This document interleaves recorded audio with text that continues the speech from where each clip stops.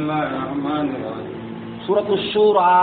كن يرى يندم بلق شورى نورا يندم الله رب سورة مملك القرآن سرنا ما كواي توغنا أنت كوانا ngarayenga nanti nyani debugume nyani jamangume nyani presida nyani kagume nyani habe nyani sare nyani hitaka gida horenga ba nyani dikrisenga ba kada siredoro ngara kebe ko kada to kenga tai ibe ganari Allah kallen ko dun kana ko ni mo be faren kallen kana ko ni mo be arayen taken kenga wudini kundunya me hobe garaga hataji ni haqqal la nyai anna ando serbe du ko undanga nga sakunde ni wuri ade arandalle mumbane kenya kammo antoro nganna billahi ibrahim adi Allah da nyamarun ko ay tanire men kursi ka golle ge ibrahim bane golle agan tan nabillahi ibrahim na jaxe kursi es ga wajaxe ge sawarana agan tan ni ko me kursi ibrahim wa sawarana la kada ngari nan tanire men nya kursi ada sawara fanzuri madza tara an kana hayi anda mani wari kedi yo Allah da sura me warayinde ga hobe di khani de me warayinde ga hobe di ga me ken kai ta ko me warayini Allah kallen ken ni kiyai ko na to ndaka da sharia nga qur'ana di kiyani paren junnan nga kiyani khaketa ke qur'ana me fa mu kana je mo hobe ken be de Allah kan hunde ko annabi gara ko ken mo gonni kenya ananya Allah ko boy kana da bari walla kana nya barantu no kafir no kana to yo gara endo sawaranga hobe ko warna ngari ken coram jo parin ke bismillahir rahmanir rahim bismillahir rahmanir rahim huruf no tamido kabu kalima nu nakati kabane to ko nunyani subhanahu wa ta'ala nan jobbeti Allah to gonga al uluhiyya Allah ke be bane ho gani abbati na bane haqqi Allah ke be gani ar-rahman Allah ke be gani ar-rahim na haimi aynu sinuqa huruf nu karagi ito akun cagane katta Allah Allahu a'lam bi muradihi hurufun karagiri soro ko hillahi men tampille do soro kabi huruful muqatta harfi bani soro yogon ko qaf ko nun hurufun hille hurufun sikki hurufun naqati hurufun karag akan bene ko ay qur'an hay mim aynu sin qaf kafu ha ya aynu sad huruf karagana ko soro yimu Allah subhanahu wa ta'ala kutuwa hunyille ne kattaye ku hurufunu karagi be gayre al haw qamariya al mim huruf al qamariya aynu ke huruf al qamariya sinu ke harf al samsiya qaf qamariya su to kenya al qaf al qamariya hurufunu ku karagi be gayre harfi bani ani samsiya kenga ni sinu ke hurufunu ku nakati qamariya yani kamanenda kuri dire maniya imanan ni maniri men ni mani Allahu a'lam bi muradihi بذلك نعم ذلك يوحي إليك كن دنيا الله كوحي نيانا كتنا وإلى الذين من قبلك هذا هو بنو دانغي أنكاني النبي نموندو فارو هو دانغ أنكاني الله هو العزيز الحكيم أي اسم جلالة في محل رفع الفاعل أولني يوحي الله كذلك يوحي الله إليك وإلى الذين من قبلك كن دنيا الله كوحي نيانا كتنا يا محمد ado annabi nyimmudo farugo no gaddangan kane sereta ma wahayu vidiyade on tanan mire kamambane kiyani alla bane kiyani hillandin tai kapalle man tai yelemen tahi non dia bane ani farudo annabi nyimmu be no gaddangan kane andi gabane woni dunandi take honunga ane ko wahayu ina rukangal magani uluhiyya kamane be bane gabbatini dalika yuhillahu alla kebe bane ho gani batiyena anga da tanamba to anto konni kafir mushrik Allah kebe gana al azizi lahu li izzatu sembe naya dangane arani naya da dirun ta hunna ya kebe konto inta hinundi ani kita nanga kitu cinge mun dinda nan naya lahu ma fi samawati wa ma fil ho na gallenya hobe ga kamundo nyendi na sabatinde Allah da ho ne Allah gallenya on tattagi ho ma gadura de koy ko ho wa alaikum salam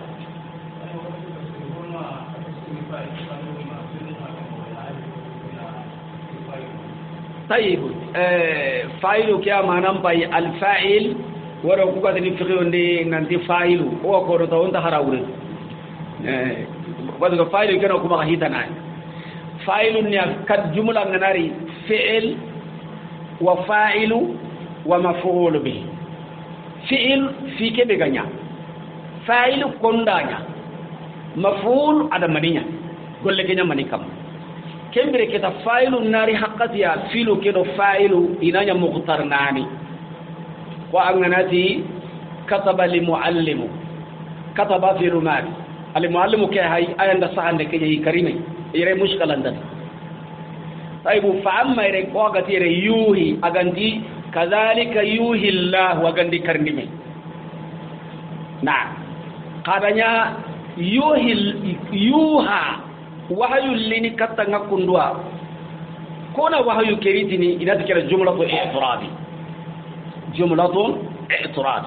diga mo be lu kan kawa karnime ila to me diga me gorina inati kera jumlatu i'tirad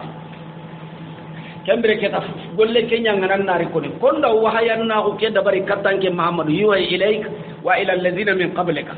ilayka wa ila alladhina min qablika hakka i'tarada bayna al-fi'li wal fa'il kya gari wore filu ndo filu nyanga golle kedo golle nyanga nan na idan nariti kudo arabin kannelli mo gonya ni ke madama soni gonya kayina tafsiri kannende ma hullu ma soni ko ma kasun ko ma kannetana kasra ga kata famu mo godi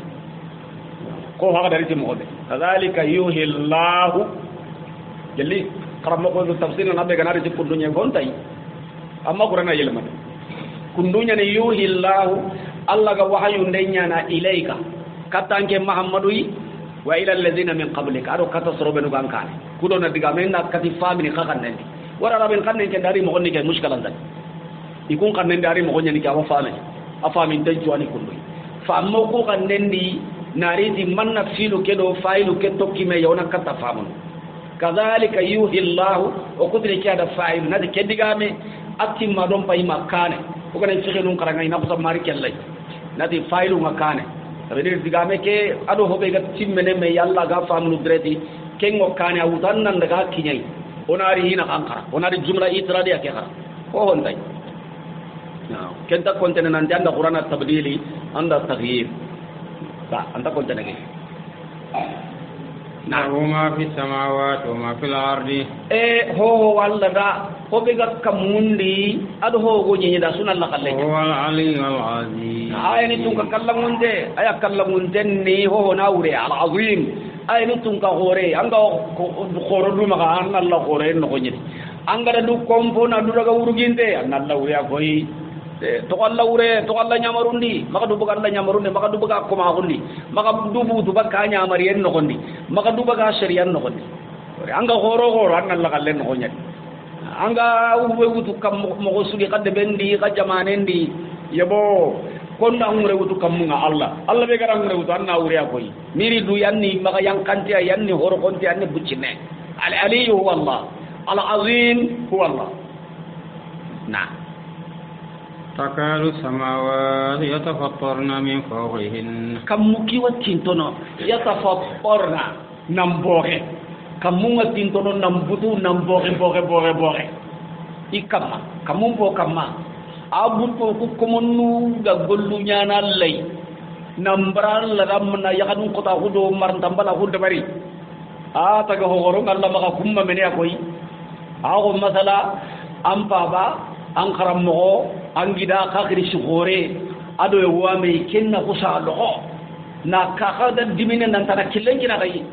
anna kannen kutu manna katu annan jago jangai kirzan na dilai makille kidan kada wara amma ri gara ken ko su ko do ken ko do hoy akaman to qime yogo na kiri shello soron nan mame kiri shekeda lemmu wawre ranko nan tina katu ina logo ana dila kada wara kika man to ya to qimeya ahalen Allah garunda sirna ahalen dasron Allah subhanahu wa ta'ala ko kuga ina kudade komo goronga maka kamuke ni al kahin Allah komo taga goronya yi munye ke kahin Allah taga goronya yi kamuke watin to na gana butu haramare munun kute mure awatin to nan penti nan kuti na والملائكة يسبحون بحمد ربهم كني ماني كما ina ngare ko mon kama ni halaki ni bonondi Allah to nyamaru kinai kome be gana butu Allah dangani nyinyen ngana butu adamare mo ngana tille men ngalla maka nyinyen ngana butu kamane na di nyamaru makira ngai wara yin dinki Allah hirni gilun na butu o i kunna nyat bomu ngai ngis plose na nyinyen dum keso alaki gilu ko be na nya ganya wa butu ana Allah nyam kille muru Allah kuga tini lembe nganke ngalla ba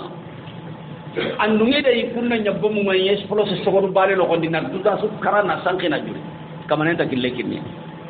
yo kamunga keda barni munyenga keda barni awan ulama nundi angat Allah kutatta ge hosu karanga angat Allah kutatta ge hosu karanga amma mene Allah ganda nyamarun kina nampalati amma daga digandi nam mulli nyonkolo ama jeerino ama daga ma yite go asira hongore amma daga korte nya sarno korte mulno kama daga mulli nda ko no wana maka jeedi kenyi tewre sokku be no galo yitu be no galo i way nyamari murna lay ku ham ku tana ere ide simmi mo kangaba alla gadda nyamari en kide ku ngano iwan palakini nankari naka nyama naka podo dilew me alla takille kille bo indi min bakke nyana te inanya sedane te amang ke wasere ne tay di wasere ne tay dia man alla kan ta alla sudi min bakke ngonya nake ni alla ta nyamar kita yusabbihuna bihamdi rabbihim malakiya nun qawassanun dindini ti kaman ti gande nga tasbih wa tahmid o da yani zikirum posire sire wa kahini zikirum posiru siru subhanallahi walhamdulillah agana lingan nan subhanallahi walhamdulillah man nan subhanallahi wa bihamdihi kena gelle allah hin ko ngem pokanan kenya malakiya nun allah serun ni tikay at-tasbih wa tahmid wa yastaghfiruna liman fil ard iwa ka hari je simuni e nyana sorondo humbe no go nyandi nanti allah nyampi maka mo men non fone ala inna allaha huwal ghafurur rahim tomu allah yani ghafarindana ani hinne qoren tu kenga wa hinne al ghafur war rahim kuni ismu balagha ghafur ala wajhi fa'il allah yampayin qoren ya ghafarin qoren ni hinne qorenni kome ke suka mango ele me katalla ina ni haqqati maleleta anan tubulla gana yam pa hobure ke sudi ncenen nakinyai walladheena taghaju min dunihi awliya kubenu garagandi allah tananga awliya bi sanai awreni walladheena takhadhu awliya serebenu gara bi sanu raga duda ni hinum bi si hoy min dunihi allah hede Allahu hafizun alaihim Allah ni tangan dana ngai kamma esiki gadi hidum bisiku bani yadi tangan inti tangan akai kunta kentu de kandara betika kenya ka kummo subuhu senkari kama selungu kabara ka ti kota jare takaro selungu nanda gani sorono kadi ko tungulu agama ka gumbugul lenkari agama ay kai ti juro la ka so odendi amma mo gonu be gadi konanda amma daga kenya da bari amma daga tebu sirul londi andam bimbi sikunya yo karam mo ko nyan tam makanga daga sari angan ka baka gunnendi kota kaso njate be gadi asirebe nu gadi himbisi huwa ya allah am paga da anga se ke be allah kamare subhanahu ati ke allah di tanga angona sahay lo dui allah ti andam bimbisi sahay nga allah nan tanga angana tapello dui ange maga ya nan kisina allah subhanahu wa ta'ala di kianan tanga ango yang kiti gumbe be tanan kisi anan tanga angara ga kali he muno be kamane ti kubenu gi hinum bi sini allah tananga Allahu hafizun alayhi yayi qalbi nun kali ana kubenu kullan di tangana Allah na ini tangga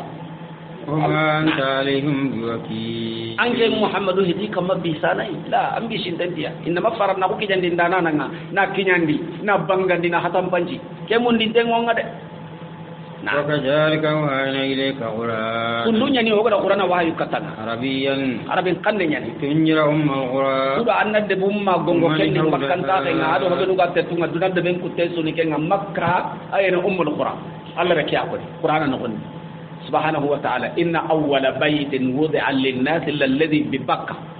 yo makka to onni ke bakka at onni ke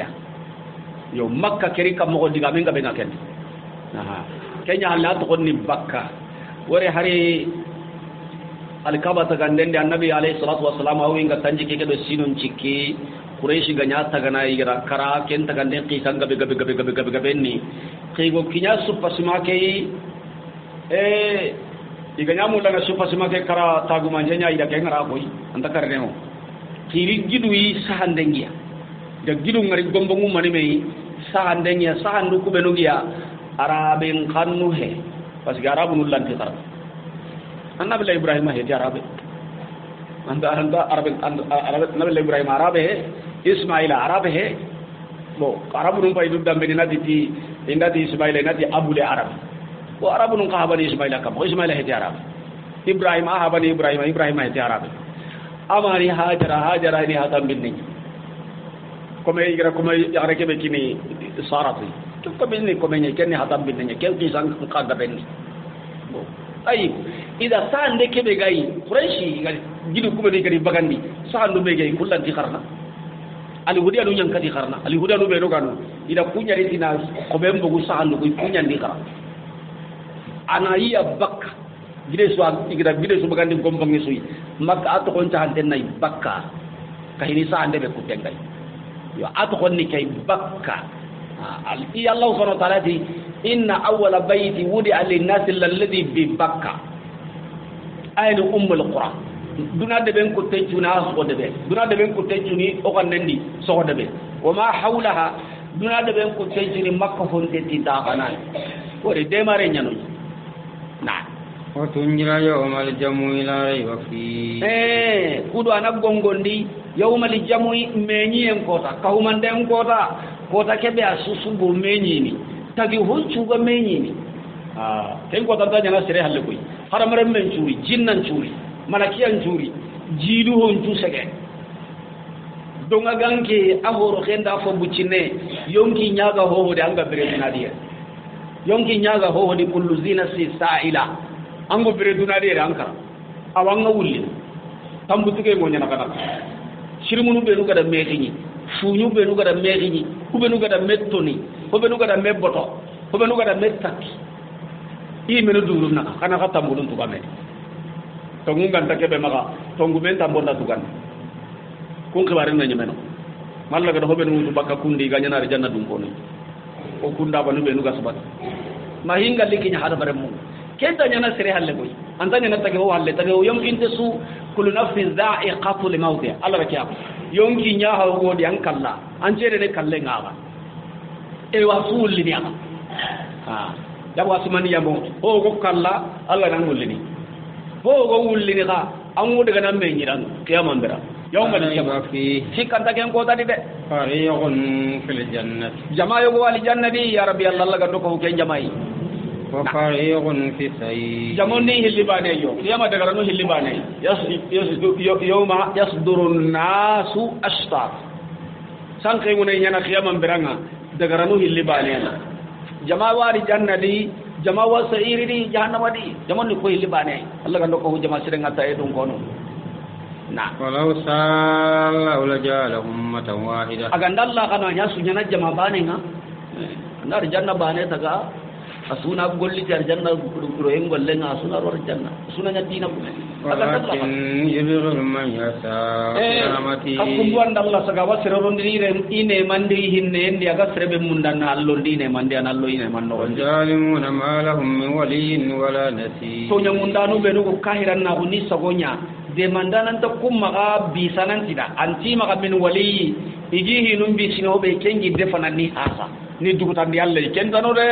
wala de mandana kan tano ko be ragaro na di ragiya walla dukane nan kinyallai kuwara kuni sero ko ralle munyai duradi mene awa ngara wari ku ken tano de mandanan ta serei de mandana suntano nga tuwalle mabbe ga ngado hasandana be ga ngandina angollo ليجزي الذين أصابوا بما عملوا ويجزي الذين أحسنوا بالحسنى الله كيا كوي هم بنو كده هيبرون قلنا تقادن كنيا هم بنو كده هيشرون قلنا تقادن كنيا الله سبحانه وتعالى دي دمان دان أنت سرينو بيسال لمن تانغ آخين تانغ سومبال لمن تانغ مارة من تانغ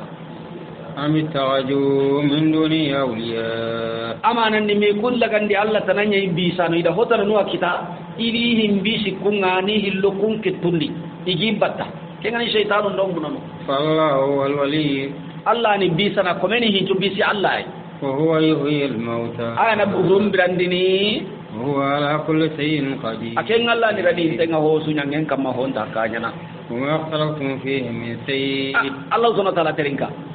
wa ma kebe ga istiqatul umum ho kaga da me so kade me shay dilli bitchine dunambire Allah fa hukmuhu ila bi wana fa hukmuhum mardudun ila Allah kaga na meso gi bitchine bedi akki den caga de kata Allah yani ila kitabillahi tuanan sudah tafsir ke mufassirul qur'ana tuanan do hadisen tuanan sudah hatar ke Allah subhanahu wa ta'ala kaga na meso gi bitchine bedi madama qur'ana gani tibyanan li kulli shay aywa shayu wakita no keta hatan banjenga nda qur'an fal jawabu la ida kanda mesori hombedi kayle katalle yani kayle katta qur'ana yona qur'ana butu ona hay qur'ana da kenko kammo yalla ma gajange la dondi soge amala to kedina di anke ngana hanke ganati hobeni bidia anke nafuti bidia yi awon onyi le kata qur'ana anna pala sinko onyi le kata alla qur'ana nga ku garo be no hoy nyano ba dundi o ya kunundi mo mesi dun no gondi o batu no gondi ina tuwano ni ko ni to konko ni garon tabatendi kana dia ida alla nyana ikura tawarene tuwano nda torombe ne ulama no kubeno ga dangi mene igani tuwano nya igani siresulunya seremati ko mo burudi de kan nabi nyimu he alla mihi alla khayinde nyame farenga nyame alla kitabe ngoma garakini annabi sallallahu alaihi wasallam aduna gangiri kitabe tanan takarini awati kanda me wali buccinen ne bedi kayle katta qur'ana e kanda ga fay qur'ana da ken ko kammo anyame alaikumullahu rabbi alayhi tawakkal alla be hay kun ko nakada alla be kitabe ngani adiga be ngani ken qur'ana yi ken alla nin kamanga de awanga sadu tayin tuga kamma wa ilayhi uni nin rasa gana katta ga incha gane katta e wa ko sere so ga ti to gondi ti alla an to gondi ti annabi faran na hunga an to gondi ti qur'an yani al kutub an to gondi ti qiyamal liyenga an to gondi ti kutub e wan kan yelle katta ke an pintu jippa qur'ana kamma an pintu tuga qur'ana gara sharia be ko qur'ana gara gollum ko mo kombe anna tokkido annabiya alayhi salatu wassalam fatiru samawati wal ardi Allah kebe gani kam mundo ngi nyenta kanda nanga na imbanci wala tuwala ai ta do tuwala tayyib me jemen bi do tuwala to da tuwala ko ni tayyib akara kebe tirendi ati mani sababuni immancu ona harengal alimaminuma awreni mani ogana harengal alimaminuma immanci bi mana illille menen tokora ina immanci ke dabari yana tu agan kawa Allah shiranga ne kebe nanya kundunga ke woni ikri kare ke takandi ikri ne ke manan ni mani illi na takandi Allah kallen kamma tayyib sikandi ati manini odunam binu oganta tuwanon ke madam Allah gati hinjuna mudi qur'ana iya ga qur'ana kamanen qati qur'ana ne tibyana likulli shay ma faratina fil kitab min shay kuma ho mungu ho yoga maro qur'ana mo hoto kona agama hatam panci donc manini hinu yogonu ona qur'ana tuwanon kirin nan dina ko aga qur'ana di mo be awrani kenya tayyib hillandi hinu tarnuwano o hadun ta qur'anan to no kundo ona kunya o imela da nundo daga mo gondo krishin killundo o mare mo gonu tayibu yere kitirni de ho kore ngadi ho hana ona lebu hana lo no tuwano ni iga tuwano kube no khilli iga alimam no kube no khilli iga modi no kube no khilli kharanga no kube no khilli lebu hana kena kunya lebu ne wari ga nan khiri tuwana iga golle be sagundangure nanti ke da bari bo mani kan ci kyanke ngayile ne ken wurundi ni soro ko benu gadan khiranga yille na wurundi la dam kam do ke dire honta la rabu mo hona kharanga no koy ida ewa modinu ke awa kana ke dude Allah gara ko mo ko be akana kanu khana jasi akana wurundi kadde bella dam kam kaga da khara qur'ana di mo ko be aga dinan kitabun di mo ko be akana wara kada ma deben do ka dan kumpi nu daga kitengan hobe kana urunde ken kam hari to ana bana be kana tibo akun no bera wati no wala dan ni kewo wode banya na kundua do iga do khiri do de do tayya kenya halle me am gonto wala da wara tabakala dan di to ana nja santa hundang ngallan kanam bala hundang ngalla khorna ko nyaay e bonoy ke suna karanganu nyande finchu bonondi iga nati annalli hoda bari anke na dabar ni anga da haramu hobe anga na duda igana di modi almani awa aku anga da nyamo hobe do kuma de ma aka ndem bismillah de Allah da ko kundwa de agali nganda manga ngara imma kan kiri hoyi kaka ga din kiri ke be ako tanna kenya na Allah halle kaga kala dan do ngutu bakki ma kan in cembendi bakka ka hinun cudo kadi cembendi bakka din kisi tore kaga da ke be bismillah ke be ko tabe kenya ho angara haramu hobe angara famu mo hobe dalile nga ya ma andi ka huntengo hobe dira gantanya nam palle andi suka huntenga di kaga na me Allah kallen ko ona nyalla kalle ke makenga ya kani kita kebaga karangano nganjike ke kama hinu nya normali de foke suna karangano nya ka modi nyimme inang ke nyimme la dan kinang anyi me Allah da ki haramun denyen dugu ta halle silman kamara kadi jembenti me atila da Allah wati de ladan ta jembenti mana makayre ngem modi me da Allah da garante mutu anda ranjiban angken karangane me da lada garanti kutu Allah makina nga fare makina nga dina makina nga qur'ana makina nga hadise makina anda wutu lada gumu kutu be no ga ila dan na nyam mushrika hunni meino es ga Allah wakaba Allah ndai karangano ko Allah bintu bonondi de foke suni yayi aga nani ganda himmu tu normalinga fare alayhi salatu wassalam adi sahabanuku enti da hilla kapinde bunya kara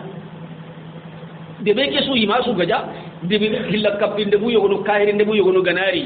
kum marano ndi de bidun ko nyana hakla sirgu mu nyai ina bugu katta do sahaba du nganan ton ko do kam tagaja ona sulhul lo mena kende be ngabe on ta to gonde de on taro no kadi nandi de honda lu no dar nangaja o dal la gabirne mo be amare ngo kam mo amare no gonde kasila be no mare ngo kamma o gan kaw mo be nyana no to o matubi kahir nu nyanoi o da ka punta gajanga kada ken ko no ini sarti no ko dida na ke dibe ko gabe sulhu nyalli do fare na kana sulhu ndabari hatta tabuka be gani gajal lagare nga fare ji hadu lagare itambi nya non daga yendo ari yendo igara bido tabiro kabube nya tawru no matambil lembito me sulhu nyanya imaka gaja kenni anna tumunya kono seren kinya ka bani maka hay kahirinya gananga dolo o maka ngari dolo minni sallai anga dolo minni an kompendi anga fari gije ni gana an kompendi o maka hari gije ngari jongina nganda ga debe kut silab kana silama ko mare no goje haro go daga arabin jamanu be no abilla boni maka tampile tanjike sine kane angen daga kun jamanu muzane dolo butali na dolo ngaram maka hede dolom butadin ngana wari bedde be fubalin kolla baane ni ken bedde suda problème kita aga bugu kabe ni ken anketinia ken iri ken ho ga taunu ken kille ra kenga kasura control ki haramun tabane ka hiti walla butali ma pakke anda yiga anda hita awari bedde ke me meri ken control ni asrebe gadam me dilo mi nano ngano kafir du ngano me anna da bari no kenya an kan an palasi parce que anna islamin ta ga nyadi anna islamin mare nyadi kebe ga nyana public isella na ken islam ko kalle mbane anyi me ga Allah kutebe nyana harangon do dole ne ken nan ko ben ko me hobe ga mare ngai hobe kamma fankan go hobe kamma islama ko mo keni wajibi ngatwanu kamma alimamin kamma harammo nun kamma wajinda nun kamma khutba haranganun kamma kamani ni daga take da barni bayan nan yini hilla kafin me bazin ne kunya ma na qur'ana nan tanga tai na burundi na lokoso anga kafira bunani yama bidiya ke ni yama la da buruku ni yama aga kun na kala da burundo ga hilla kafin du kahir karambari du kudo tun kallem mu kudo sankunto kuga ho gure sugi maka irina utu modelo ko karangano ko na kinne an kella ka kun kabana ana serenda shigo kina ngana sahayin lembane ra shigo kina alimami an kella sikimi bari ngate sahayin kabantenni waga na yang katungal lemme na lagi sinja babakan kan yanda himbonon ni antungal lemme na gumbong kina anke ngati gumbu bane aga ta undanda an kella sikimi bari ngana ngajundi nanti ken kabantenni iri jahon kidanga iri igumbunun kidanga iri kangundi kali sukullun kidanga tupu no do khiri ni anga la gunga ban Allah dai karangano nyanda dina bono ndi koy yanda bono dina kus karangano ganji Allah fare ndak ya ko si ulama nu tuwanu ndo maran fare etika da hokayya ati tuwanu ndo maranu nga shiro no kusu non jiro tuwanu ndo maranu nga bono no kusu non bono anyame marano ndo tuwanu ngana igari la khalo debe so adde bugumu ado iyal mamenun do adde ben tuwanu ado kunya gananya hiya iga filo ngutu dome kibare bendari de gumendi konsayendi modi nun na taw kaku ngamul la mo be singari mo be kana ken ko tuwanu sasa kada hay jelli dinan daga gemme uda na bugu kata de benga population aga ndage no na rata sakul mare ni kundu halleri islamin umma mare nga hari kuberu gammare ni kharamun to nyagani tuwahundo kite ndo karamaka kun sembentenga kube ado mufta kun sembentenga kube tibe ndari ido kunyan ta ko ina fay wadi sura no ko nyet suratu sura ina meni ina fay marano na sembendi tuwano nya kammo kita no nya kammo mufti na nya kammo ina fay gelike hi araga gemme islama kunde arawa gemme de kun condition kun ta gemme islama kun magbe ga gemme agana araga wutiri na wutu agana araga nta wutiri na wa saibu marano ndo tuano nga siro no kusu no nga siro igadi dina ngutu no kusu dina mbane an jembena no kunya gana dina ngarano ku no kusu hari de be ke mu man ku tengu no dina ngutu de bugumenta dina de gumella da modinu ado kunya rakenna hudu bane di aka kun dina gumu be no ga no katam bini bane karanta dina impresante ne hoy iya ga madu president nga kundunga ministre na kundunya imeru na mare ndo fangando tuano nyantelle khanne mare mo gondo tuwa gundo alla sharia ngara karabane igana barako be kana barakenga Allah subhanahu wa ta'ala kallenni kiyide فاطر السماوات والارض Allah ke be gane kamundo nyi nyenta gandala lakum min anfusikum ajwa Allah nyi gondi bakka kay menu ada yakum baga kay na yakay taga bakka yigo yikadi sugambana na ومن علانيا مجواجا ay le taga ni bakka kadum pommu mu ko kay nonu ada yikanya yigodo yakare daba no ku asu gonda yakare nyana di يجراكم في Allah subhanahu wa ta'ala ti yarakum yani yakhluqukum Allah na katta kana kenya di yigodo yakare na kahiye min nutfatin amshajin nabtali bakka mani nyakaminte mani bega bakka igonga aro mani bega bakka yagarenga kamanenti na kunyan milal sineme kunyan kahunu me suru palasi ilaga sahulen kan buccine be go nyana lemmenga igon kallendi buccine be go nyana lemmenga yagaren kallendi suru palasi na kahume me iro me di tay uru kata lenkanga iro lenkan di bane atakai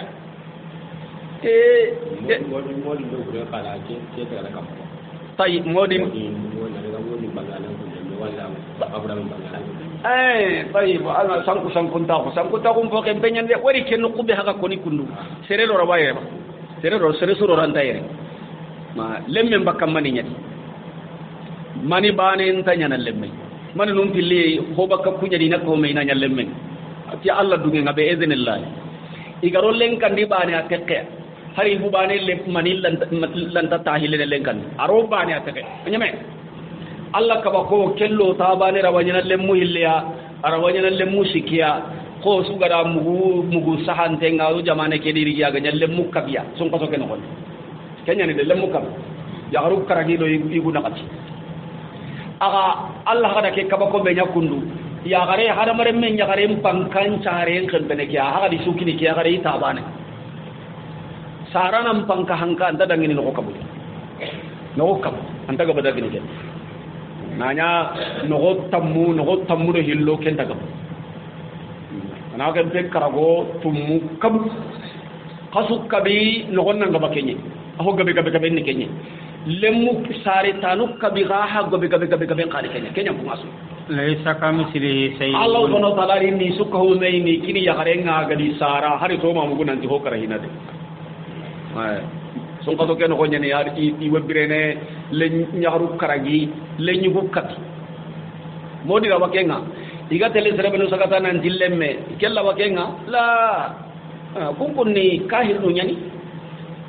kahir no nyani ke parce que ya ndiki kahir no nyani sere suga dikira lemme kinni sere nga kahir nyana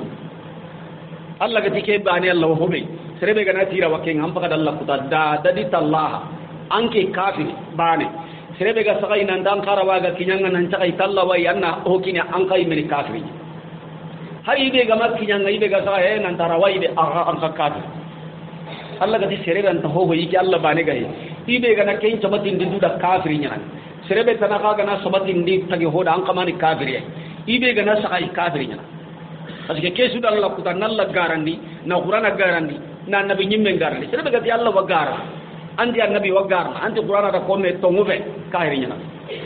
ku kunduna haramare men bakka kafira hunde ango salle nanga sumuno anga limama hunga anga qoram mo hunga anga Allah batanga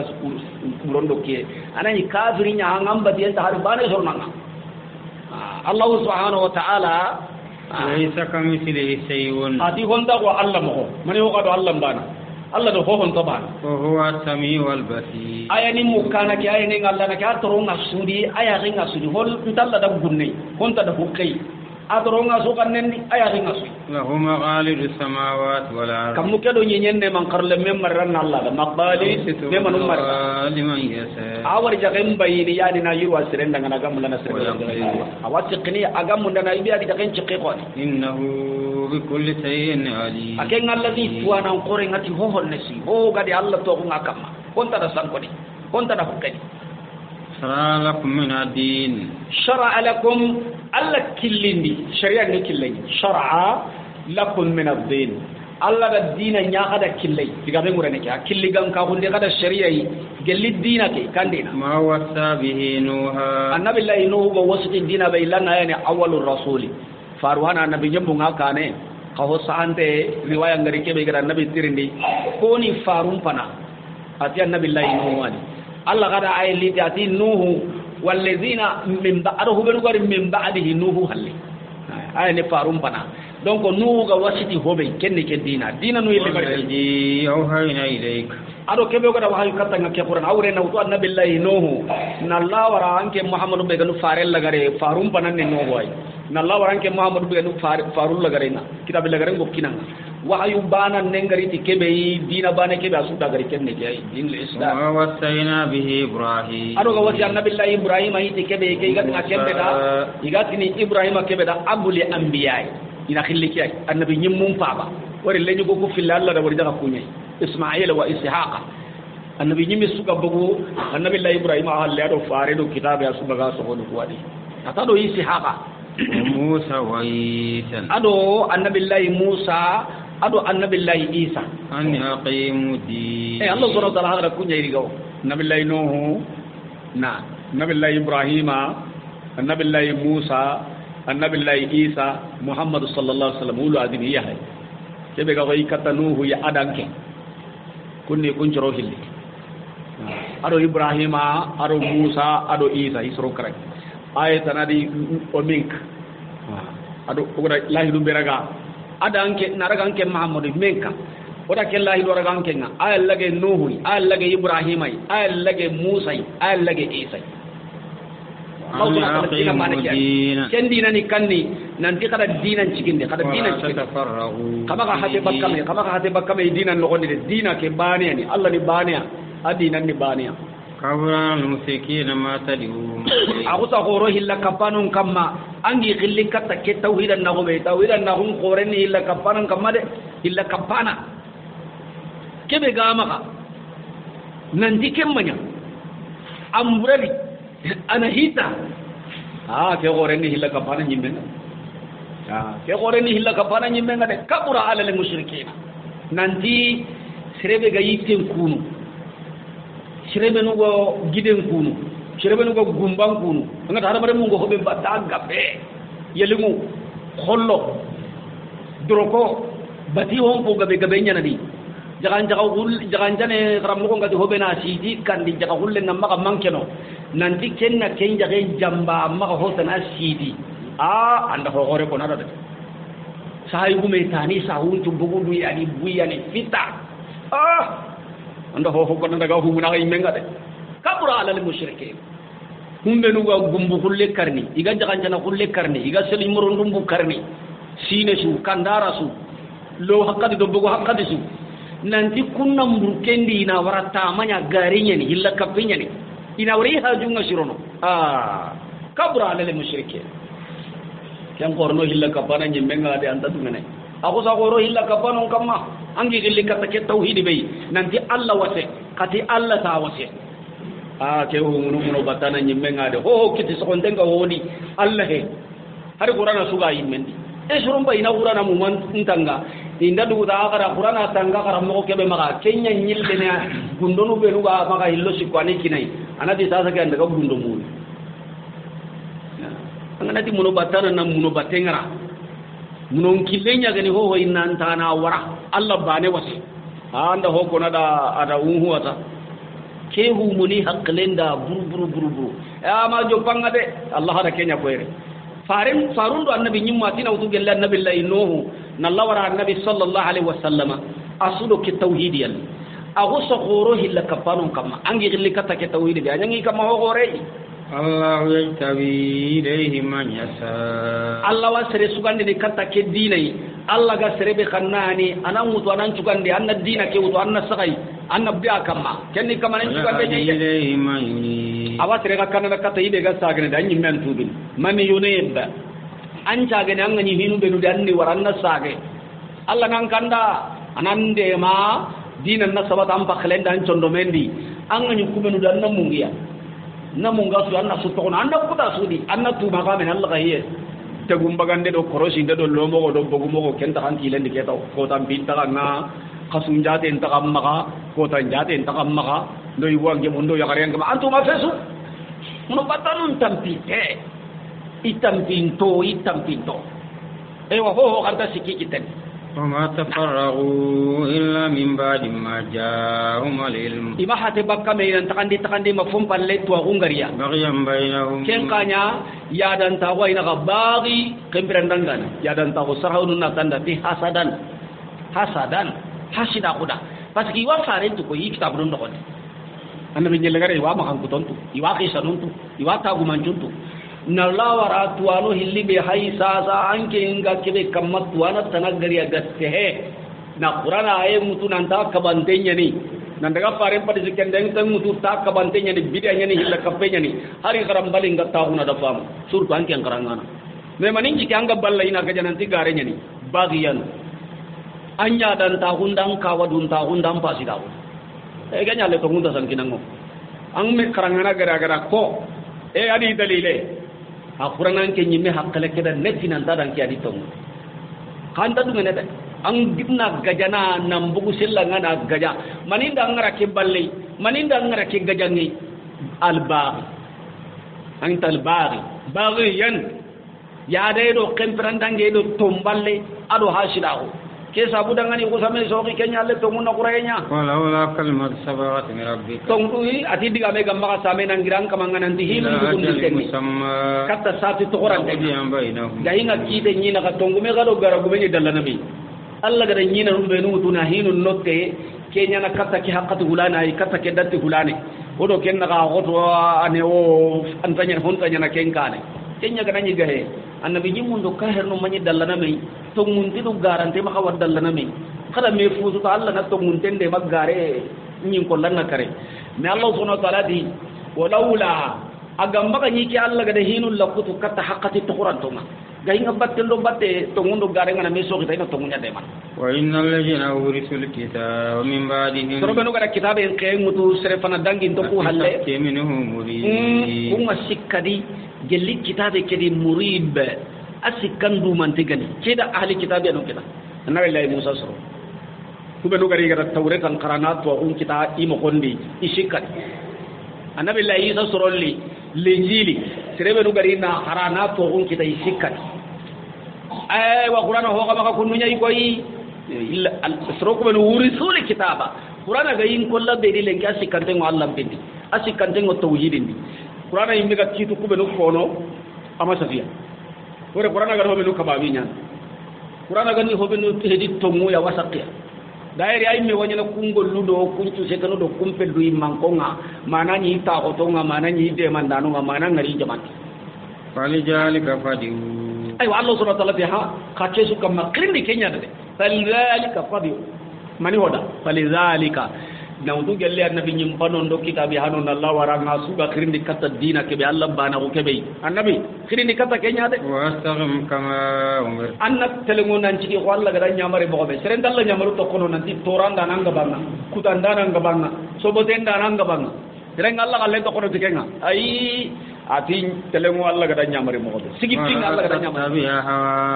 maka batini yong killingunga وقل آمنت بما أنزل الله من كتاب أنن تنتم مندي تهوب الله قد ينقندي جل كتاب هو من كتاب الله قد فرل سو ينقندي قد كيت سو ينقندي قد كتاب سو ينقندي تقولي jamurun tenna yang gaja boiba umirtu adila bainakum irinya marin nan telmo kanaka Allahu rabbuna wa rabbukum Allah no kusuda ka kuncu kamanga ndu suta kaya fono lana amalna wa lakum to gollun tu kade ngoda ngane kaka yimen gollun tu kade ngaka la hujjata bainana wa bainakum hujjata nan to da kanaka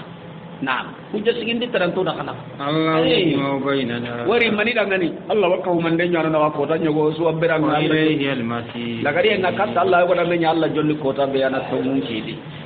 walladina yuhajjuna fillahi sorobenu ka kutande nyana Allah min ba'di mustajiba lahu min ba'di ma fum pal ustujiba lahu nyiminde nganya Allah da na nyime nyalla da halle حجتهم داهدة عند ربهم garante suna ire terinka de kafiri suna kediga meterinka mushriku suna kediga meterinka bidiam mume suna kediga meterinka garante su ke dina di kharangana garante do tuana garanto do killi parti garanto shiadu sofi gam ko kille iga kitabi garanto jahada ni wallahi ni sagai in alla diga meterinka isro benu iga tongun tokono Allah ga do khiri katta dina ke be nan nabi nyum do farul liti do khiri katta fare an qari nan krindi katta ke ni krindi katta ya ita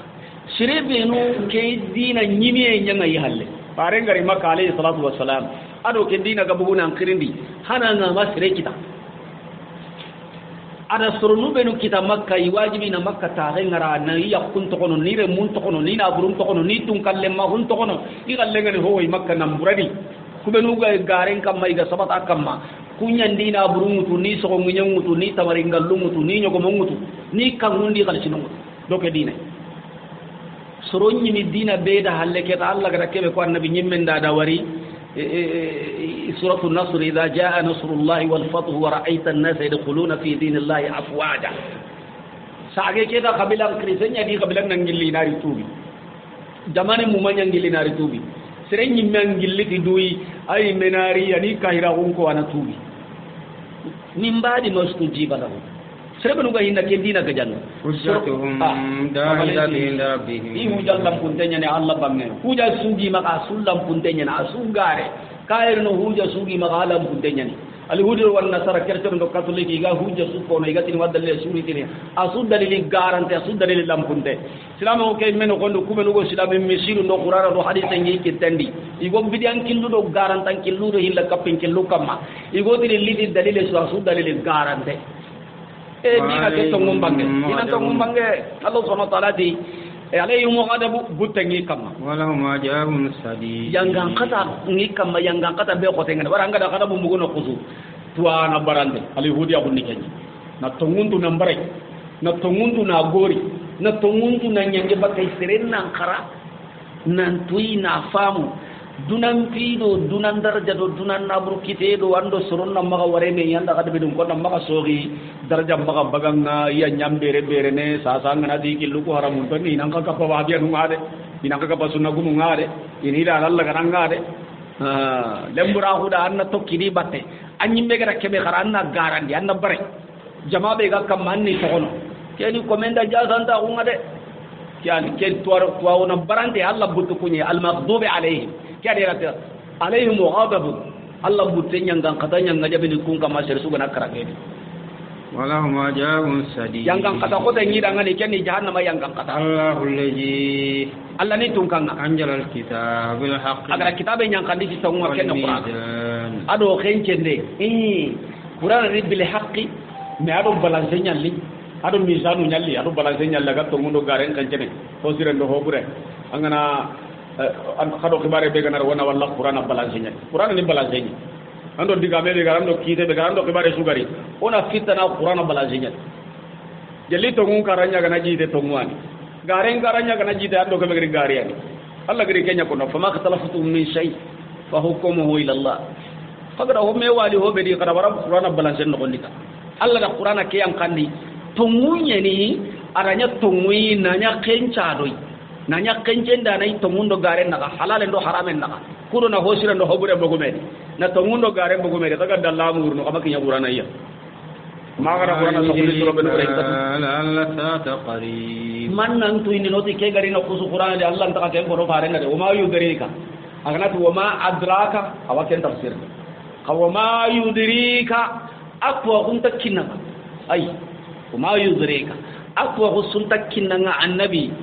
qiyama ame warati intenni ay kento agunta kinanga de yo kento agunta kinne tage hoy yastajilu bihal ladina la yu'minuna biha soron kortini tayna kinye muri nya tay sorobe nu ganta to ngonde ti qiyama lenga wal ladina amanu musfiquna minha sorobe nu gatto ngondi kun kanun tenya de mu'minin dadini mi ganda qiyama ri kota tu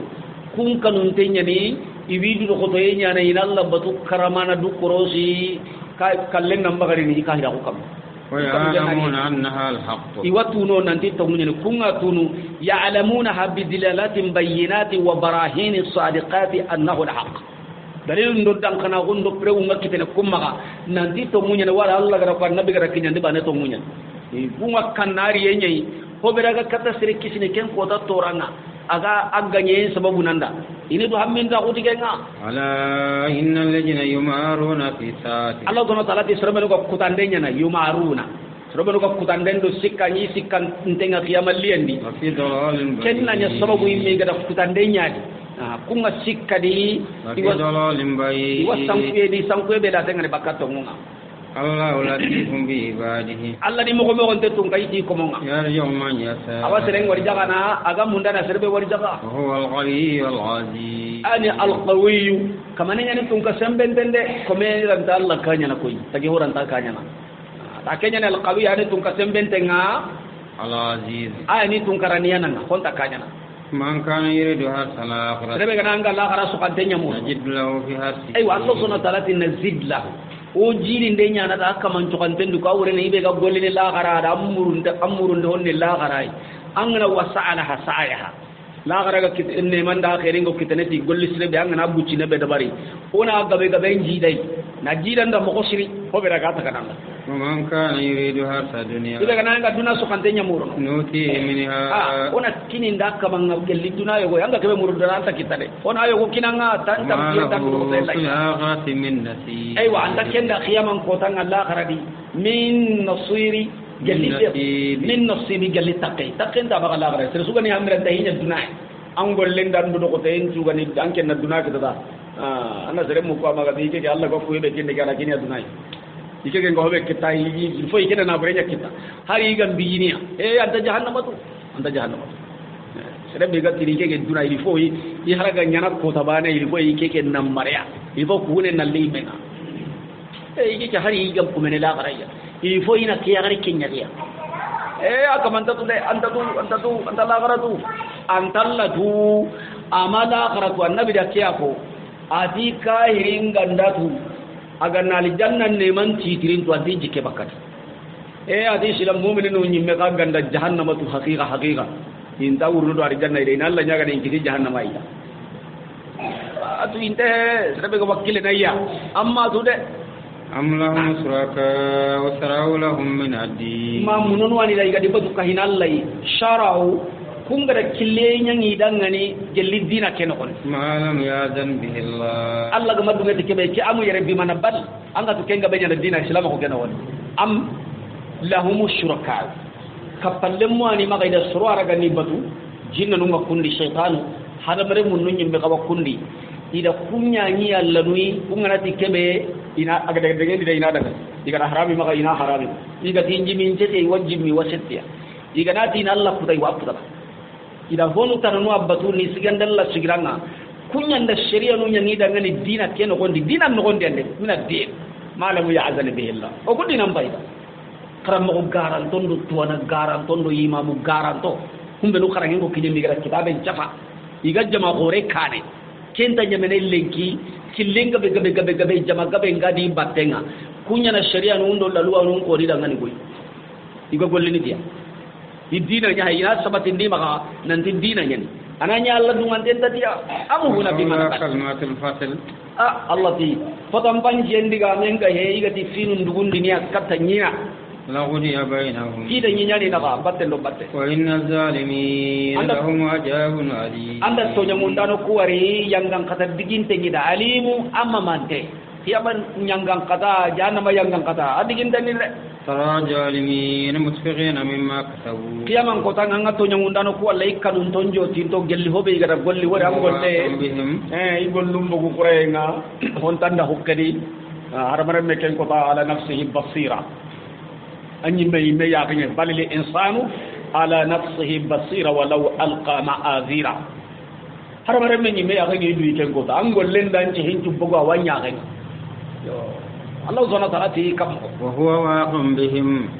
aken kadi nyanga na ngati ikkanun tenni mimma kasab anga kahir no ngalla ken kota ango zalimin no ngalla ken kota igadi golle ngari ida tuga de ngari wa huwa waqi'un bihim aganya na ti akisidun tay ikkanun tay ijo tinte والذين آمنوا وعملوا الصالحات كبنو كتمون دي كده قولي سرون قولي مؤمن أقوم كم روضات الجنة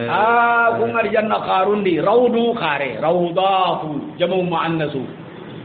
لهم ما يشاءون عند ربهم الله سبحانه وتعالى دي هو ويدا كوبي غا خنا هو قال لي على الجنة دون كوندا يوم كي كو سنتا على الجنة سنون تنو لمم بلا غنتنو هو غوجين بما الله أكبر الجنة ذلك هو الفضل الكبير كنيا نفسمون تاعو غوري غني بيجا فسمون تاعو مورنا أنا الجنة مورو فسمون تاعو غوري نكنيا ذلك الذي يبشر الله عباده كنيا نهوبي الله جي كمون يقال لي نسوا سندي تيار الجنة الذين آمنوا سربنا كتمون دي وعملوا الصالحات إذا قولي سرون قولي لمن كما نندومي كما مكالين غاريني قل لا أسألكم عليه أجرا ti ntaka tirindini nakanyaga faranna ko kekkinyanden kamma tugado keddina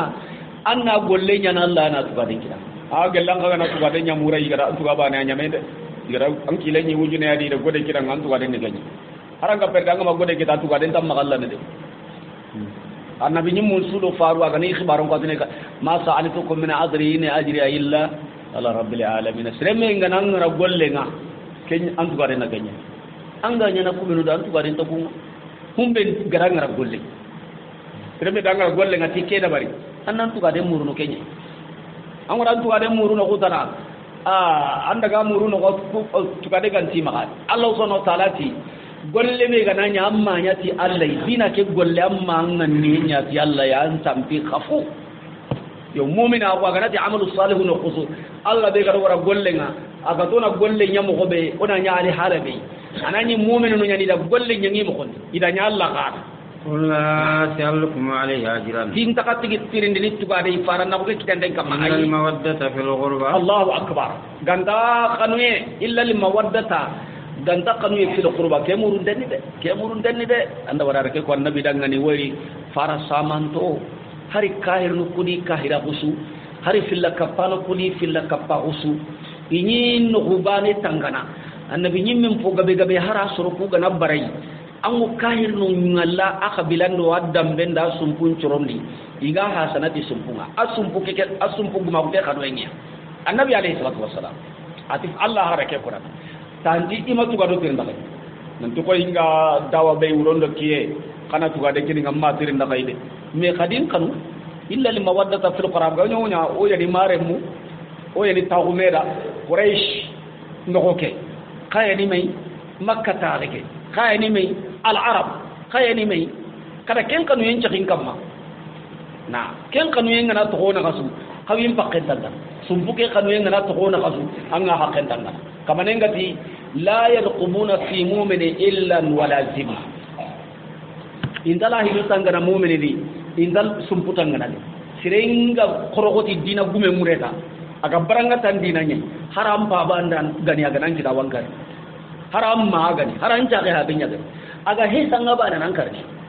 kenya cikan woni ni anga jalle manyi me ho kombonte dinam pindi ando serebe ganda dinai an cire tinte am punu kiren na nyanken da tauhid mutaken da tauhid ya maka daga bugu kankara bare njoro ngade maka daga bugu debe ku tengade ai dinam ando kebe ganda dinai an kandi kenya tamulla nan ko to kadde begesu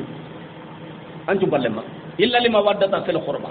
Allah subhanahu wa ta'ala ti annabi nyimmen nako imatu ga de tirna kay hadin tuga hoye kada na hanya ngenda make mura ya Allah ndengara golle ngatu ga de murina yi me ga kunnin qanuti sumpunga wa annabi Allah lutu alayhi salatu wassalam asro ko halakin ndano ngar Allah ga malaka do be wara halakin denga igari ya akilu daga ta ko ke nanti sembe gannin makata hay aw awi anda wani ila rukuni shadi ma kabila gannin kama kadde be ki sumpugin maka ira jim pasana annabi hay alayhi salatu wassalam abu talib da hadaru mani al mawadda fil qurb kan cigi maga kala ay meda ko annabi dangani alayhi salatu wassalam adim min da teridi de araba gandi ti yadanga gari sabe nan daga umar tabun al walid bin mughira menga no umar ka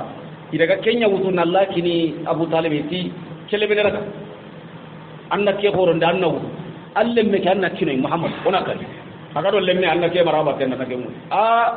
ade ara turi da jaba nji helle boy kana kare me kiri ke ina horon ikena ida men kira kana kai adi sampati diga menga ida Allah subhanahu wa ta'ala wajibi aga da hobe muruna me kanu subun al mawaddata fil qurba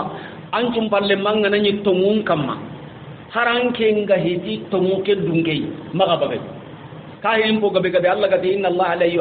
Allah farina ko inna Allah la yu'ayyidu hadha din bi rajul kafir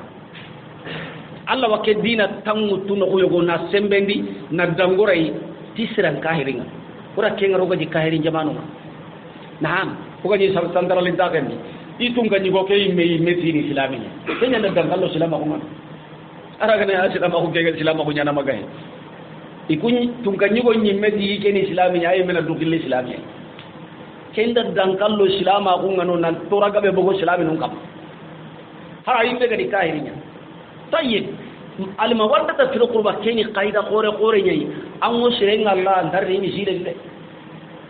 misili aha junta misili jalle ka jalli ya gani kabilan gani al imamai wallahi yani tonjolunu mankange ngana giri ay ga mulla tongume be misile keni ga mulla na leira warni koy harai mesula ma hunga makki je kenga watto munde fana ken ara tongu ke asadi mania parce que sereke be ga tongu kam ma ko ta sum palle manya na wa mulla kanu nga sollo ben anjum palle man kanu nga nyan tondo menga haranke ngani garante nya ga tongu kam ma anga defana anga hasana sakuta ga tongu ke garanyin kollande anga da atim farena ke ki soronda tim ta tukare tirina kayde ka mare ma ko ke khanu al mawaddata fil qurba kanu e sondo men di mare tin ta ko ken gondi kem murun de nga kayde kuma nyaqtar fa sanat be ga hisren golli ni najid lahu fiha wasna o wa hisren jidi nadi man yaqtarif yani man yaktasib al iqtiraf amana nyana al iktisab sero serega golli sire nyanya Allah ga do nyamari hobe tona nyanda nyi mo gondi Allah ga kamanenti na hokka paken tuka de ngade agabe inna allaha ghafurun shakur Allah ne ka farinda nanya tum ka ku fanda nanya ne am yaqul naftara ala allahi kadiba mi kunti ni farinda gare akutuna sakalle fa in yasa illa yaqtim ala qalbi aga Allah kanu ana be khinde nyan tondo meke kamaran takat wa ut ويمحو الله الباطل ويحق الحق ايوا الله سبحانه وتعالى awagare mbulu kana de garanti anna kadenga sa andu tumandi dula ka hiyandi sire suga garen kam mampandu tampindini kafu ango yagunu ngoyagunu de anga Allah kallenya gajanga Allah be gada kharuna yagundi jaman Allah be gada firauna yagundi Allah be gara Abu Jahal yagundi Badr ko murto li asiga huren kamma Allah be gara wadi bu makra ta yagundi anga yagundi anga lokene eywa Allah subhanahu wa ta'ala anga gare ke be kamana hata kamane nga bulgana na buguno le harabate ko da yogo anga gara kamma kanzini iti kyali kaba iti kamo sikido tandume munoni kyali kaba anga tarati turuno abulga an ka ai hankali ke muno be kamma ko da wanta anta harenga nanya anta gummenga nanya tanna sahay gonin tan kacci kasi anna kemuru kenya nan dan ke watte te gummenga anga muru jamane ke anta wal ndak tan nanti tapi te hunda kasi anna muru tapi be ga de batte pe na rosren ko da wanna muru na anta gummenga na jonga anta kitara muru batengo sankini kahira ungu sankini ya bidiyan be yang pai hankere dai ko tayo wandangarni lemu kismarundo ko ni munje nan diti di de be medi ganni izini ke da bardiya idi da ken ko ay tadalla ken dalla wore abul khina garem bul khina gare ta to tayyib kun dalli wore daru badar angana yi kadar angana indi so godenga haran kan nunya kan ko sele mangan kijete nganta yang kan kodo kona isasa Allah nyi pandile me konkoro burda hirang Allah nya da barni al an siginde danji min dara nyi sogode wuti sogode golle tay mungu e nyang ya lewnu ba isa tay tari am bay hankana ko benu de garante ke bidia gume mungu e nyana suya yamuhu Allahu al-batila gari ki suwarne mo gane mushrika u fan qad yanna hasa sino tam min dari dangina wore ambai halkane bidiya sudi tanta warne kumbane dan kunda ware mungue nyanga yalla da buluga hara trasi anga hobe ga to ana soro bane yorgana di hara ke fatiya ni bidiya nya hara ga nyana soro ilishi ke kana wudu ko danyo ko mungue nyanga yi ko nyanga gare ji warne gelli Allah soro taala ga di jaa al haqq wa zahaqa al batil innal batila kana zahuqa adaga agano kusu amakinyaya agano kusu amata wude ajon kolon tenyen anta tabuno atagana killa kappen daga na bidiyan daga na garen daga na lada buren daga na ho gani garen ya Allah na bulugana tarasin ta tokkay gella ga buluga bakka makka sembe ngidi koy kayar no benu ganino sembe ngidi ibi ikille mulla ibi fa ban kille mulla ibi kisman kille mulla serengi maka anteli sa hunyi maka na burengi maka tunganyi bunyani idiga me muragane fankanyi di me solma yi garen ya gamma igare je buluga imenure mumbarai kismar mumbarai ay wan khabe ga kam man kile lokendi de kumare dan kundu idan kem melege de gangra nyi nyangure kamesi ne ho ga ere indar yogodu to on o ko beno hayre kamesi na ngana riere yogodu to wanna tirindi nay dini ke serenyo go jaga bala kedi na to ngani ke ha akismar unya ko walla jalle ga mahalle to ado ko akismani jodo ado ko ha bari jodo anyame kaga nyi hubenu kam ma hada mam mungai gare ja gani ho bul kana an kembe go bira kam mambure ngota kana am yaquluna aftara ala allahi kadhiba me kuntini ati farenda garenya sahu allah wari da kiyako ide qur'ana go ko gare andalla kan yaqtimu ala qalbika awbe inde nyanan sondo men kappa wa yamuhu allahu albatil allah wa garen bulu kana de wa yuhiq alhaq ana to gun sabati dina ya to ngui ti digan kannenga allah la hinya kana walimun bi jati sul allah ni tuwana ngati giji mundu ke go fuga mu kusondo mundi kabanenga kala ide allah wa to ngun sabati dini be ga to ngul la kana araga annam bila kamma ibe ga gajana gaja angu gajana ka honga tampini ka hu huwa alladhi yaqbalu tawbata anni ba ani ko kamane be ga tubul la gadi ko monda wa yafu an sayya awayam bana bakka hiburu ndanga na tubi atawbatu tadubbu ma qabla anga tubi hibiri bari na wara kamane nyam fa hi samante chudi dairi tubu ngana kala shiani yele mani nyanda hisirai wa ya'lam ma tafalu awa hontu daga ho nyana allah subhanahu wa ta'ala wa tu'ma wa hatu kana tayyiba tayyib ay kay wo kudan gen tubi mo kenni busil ka ko nyaw xana ke tongen ar oku se tubunya agati suratul furqan ri illa man taba wa amana wa amila amalan salihan fa ulaika yubaddilu Allahu sayyi'atihim hasanati alladhina wa man taba na'am wa man taba wa aslaha fa innahu yatubu ila Allahi mataba yatubu ila Allahi mataba tubu nyana katallay tubu ta nyana serede o kedi ame o kuba ahramun tenyani o wa golle nyana gollen ka haramun tenyani aho gabe ngarno hilla kapen kan ngida ngana gaja ngiri se nyana nga ngida nanga nde bugume nyana nga gello gara batiri to munti ma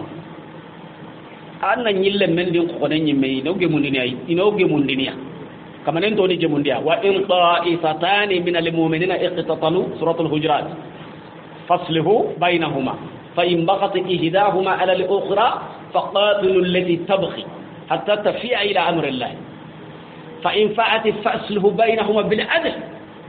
الله جاهو قد جمندي تلمويك سربه يا daga barato ngo kasunte ga kama anyani khisi odar gambang soge be gandal men na ko na mulla nyame butalle mako be gandang ko nen na anya ken na anta galle man na annaga nan na angol nyanga nan na yabo an krisa ko ke wase onda kan cakata anya me kanandi ari tubanda do mani nanti maganta wani kitun karashi me di an ken ni bugu me a andu ya tubu ngame li fara goro nyako fara warga ndo sukara nyalli donc anda dian ta kai anda le kafaran ta kai anyallai anna junubu nyana Allah ya tan tubul laga na manganda hotu ka manda kafaran bagandi kafaran gado hinu be dia tube ngado hinu be Allah ganta tubu nu be nu daga na manganda kafaran tuga anken na sukran kilo ngalla ka mamani anta tubul laga na maganda gorotu ka maganda hotu ka ngadu gana tubu me ana horo nun kitten anyallai il fa litawu angure haka sujude haka dambatu ani kitun qarasi be di hal anken ni bagume parce que anyallai ku kundu mushrika bunyi wa ila allahi mataba yatubu ila allahi mataba dura sageran do tubira kenya nalla bani ada hada mare mun ko to no na kage mun ni ma anu di ha ba kalle nya kam atu bara ba ida ga kidi ya zanya me adi ha ba ime ko ha ben nyallupe ma yallupe fa ben nyallupe ida ga kidi faare nga to mun da ha ben ma anya me to jamane ge dine di to mun da ha be do lemna ayide dinam bindo syariam binya gani to mun ngano de dinam bindo syariam bi kaga be kenyi ken to mun nyang konni haro gana kage mun dini to mu alle menya na ambagai alle menya to mun tam maga de to mun tam maga ambagai sasa anyamegi alla to na to munya ko fasluhu bainahuma bil adl wa aqsitu inna allaha yuhibbul muqsitin wa alaykum salam na nah tayyibu dinan karam mo no benu ga tugina ganai i gollenga wareti lo karam mundia gol nyalla kengani kenya i tugene masala wada karam mo nyawutu agana ay do karam mundi a do re mun karam mundi aten gol nyalla kenni kenya tayyibu wajibi ona tuga an tuga den chagu karam munde kay ken tuga de ganyati mo ko suyi mo kon jamang un segu mu benu hajunga karangen do dinanga anna ni gorna manya na karam mo ko nun tuga manna ni misali do kodde bu menyede tugana meri nyani tugana walla len charano khani tuga agambe bane koren krangundi anna tuga parce que agabire ne abubakar dalil ni kay minna abubakar siddiq radiyallahu anhu agari khrisa ko ke khrisa ko kinyai parce que khrisa ko farenga fati ida bayye nyangala abubakar na buru gumenyai ani commerce ko nga gollinia ara sabaru awa tike ta kawatu nan tike gani golle be ayi brandini yawina hanki tawidi ko de brandini tiyabo e wati sa yi golle tu haka bi musila bi lumbinya iran ta golle sunyani imbere nan tina na bure mun sa yi na hamba ka ke jigadi ni ko ren na bi man hatu kare tayyib fa amma golle ngama jongai angana tu gadel lagai baraje dandal ko hay ke dar su be kinere golle nyan jongai ko aha nanti juma sonna li qur'ana hiji bengini ama ili fokana tuwade nyanta hay ay ba kembran tuwade ni kenya ndakara mun de be nyana maka kile ro ken tuwade Allah bangi kudon na ngaji ndi li fo tuwade nyana lay angol le ma jongi kay goyi dairi wajibi nyana kam to ko ke mi gam makana kini kudon na ke dar su fulane kini na ke wajunde fulane nya an ken golle ma jongi kenga ambira ro ma jongai angara tuwade lay bane an tuwade ni kenya antu kare ne kenya tukade suntam makalla tay wajibi ni wodi abdul aziz umar ibn abdul aziz ay ni tuwanu nga hawje iga kahiduna murano ndo naburu murano ndo tuwanu ndo alimami ndo karamo ko ngati mi kaga ntage wudu mercedes ndi ma climatiseur nga nyi ga kanu nga mi kaga lottu kaji ko kompondo tun kaji ko kanu ndi dina mbono tike halai karamo ko yanda dina mbono da sub girinan ka huna buru murano ndo dina murano nga umar ibn abdul aziz gari mare ngani aya nda wajibin ho gani kharangana taqibaten anda kharam mo chombli sendi intahu horfe anganari li kharam mo nyaba ngaya inata igaba daga golli inata ga tenuma daga mangasa dunga daga doke ada horsendi tuana kharam mo cukka mai sunta taqibaten isun taqibaten di sereben dari tiri bersu mutam maka sogi hal sereben dari tiri tirindi di maka sogi hal anda kenjo na tuana cu horseni tabun tuana ngasanki anda wara kitere kammo nanken tuwando tuwaku horem pa yambane anno kudanke sasa anna karangana nya kharana daga marabi jamanu ma na kharana kara tuwana bane wasiya bane daga tuwakun ki dijambo sino tambino gondi araga kame sire karamuni ni am from ya suga nyana karamo hamba kawana kita dai gammo atwa wa kita dai gammo tayyib idan kembire tuwana na prince hitwa hun kamma anna dunamur nu tayo nyamede gaden tam makala ويستجيب الذين آمنوا الله سبحانه وتعالى دي سرو واني من الله قال لك هم بنو غتوندي وعملوا الصالحات يغرب قول سرو قول ويجيرهم من فضله الله ويجيرني جل كين الله يبفسم تاهم والكافرون ككاهر نكو عذاب السديد yang kata nyeda yang kata be ko tengani Allah gando kisah gando takenya arjanna yi kamane nyi metum ka hunda fona kita ko ngam wa karam assalamu alaikum warahmatullahi